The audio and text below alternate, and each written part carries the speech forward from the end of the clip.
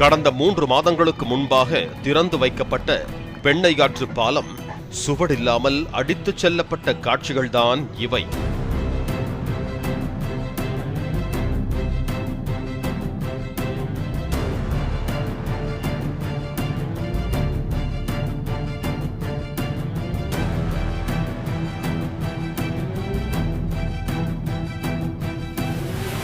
திருவண்ணாமலை மாவட்டம் செங்கம் அடுத்த தண்டராம்பட்டு ஊராட்சி ஒன்றியத்திற்குட்பட்ட அகரம் பள்ளிப்பட்டு தொண்டமானூர் இடையே சுமார் 16 கோடி ரூபாய் மதிப்பீட்டில் மேம்பாலம் கட்டப்பட்டது.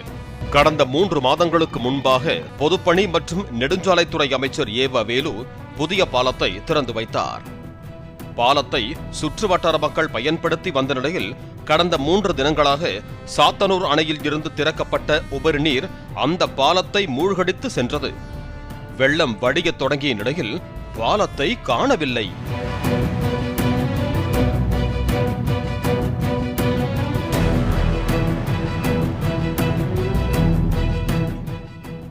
வெள்ளம் வெகுவாக குறைந்த நிலையில் பாலம் இருந்த சுவடே இல்லாமல் மொத்தமாக வெள்ளத்தில் அடித்துச் செல்லப்பட்டிருப்பது கண்டு அப்பகுதி மக்கள் அதிர்ச்சி அடைந்தனர்.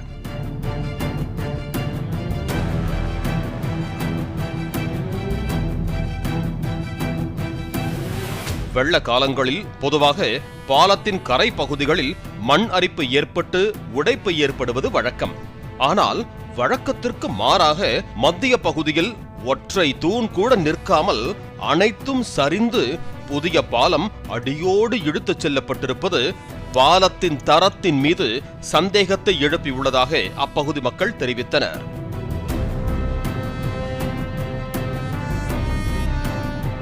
இதுகுறித்து சம்பந்தப்பட்ட அரசு துறை சார்பில் விளக்கம் அளிக்கப்பட்டுள்ளது. அதில் புதியதாக கட்டப்பட்ட பாலம் நீரியல் கணக்கீட்டின்படி 54,417 கன அடி நீரை தாங்கும் திறனுடன் 7 மீட்டர் உயரத்துடன் திறந்தவெளி அடித்தளம் மற்றும் 11 வட்ட வடிவ தூண்களுடன் நல்ல தரத்துடன் கட்டிபிடிக்கப்பட்டுள்ளதாக குறிப்பிடப்பட்டுள்ளது. சாத்தனூர் அணையிலிருந்து வழக்கமாக வெளியேற்றப்படும் உபரி நீரின் அளவை விட 4 மடங்கு அதிகமாக, அதாவது 2 லட்சம் கன அடிக்கு மேல் தண்ணீர் திறந்துவிடப்பட்டதால் அணையில் இருந்து 24 கிலோமீட்டரில் அமைந்திருந்த இந்த புதிய பாலத்திற்கு மேல் சுமார் 4 மீட்டர் உயரத்திற்கு தண்ணீர் பாய்ந்தோடியதாக குறிப்பிடப்பட்டுள்ளது.